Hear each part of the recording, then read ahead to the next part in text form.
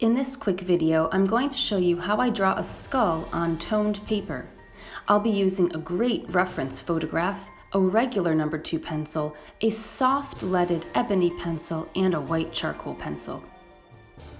Just watch for a minute how I begin my skull drawing, and then I will break it down more clearly for you. Notice how I started with a circle shape and then I extended the jaw down lower and thinner than the original circle. The eyes and the nose fall within the original circle. Only the mouth is lower. For assistance, consider tracing a circle. You can use an old discarded lid and then extend the jaw lines downward. Lightly draw a vertical line of symmetry through the center of your skull, and then begin to position your eyes where you want them to be. The eyes should extend no higher than the center of the circle, and the nose should not go past the bottom of your circle.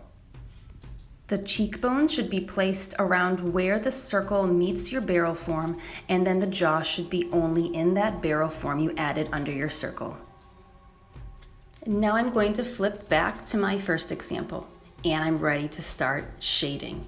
Using the ebony pencil, I'm going to darken in the darkest areas first, and we can see that those are the holes for the eyes, the nose, and next to the teeth. Then I will start shading the medium dark values using slightly less pressure. Following that, I'll look for more of the medium areas and use even less pressure for those spots. Anytime I want, I can erase this pencil because it is not permanent, and I can smudge it with my fingers.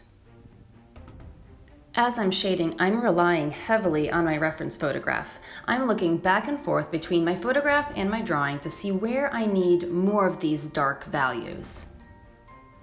Next, I use my eraser to erase out any light areas that I think may have gotten too much pencil. Because before I add in the highlights with white, I want to have clean paper ready to pick up that white charcoal. When I begin with the white charcoal pencil, I start by adding it to the lightest areas I see in my reference photograph. Notice how that is the area on the top right of the nose, the bottom right eye socket, and the teeth. Those are the lightest areas and they receive the most highlight from the white pencil.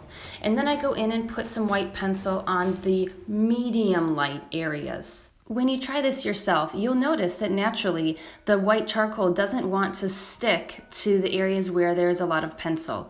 This actually can help you because if you are careful to erase the pencil away from the areas that should be highlighted, the white charcoal will pick up in those areas only.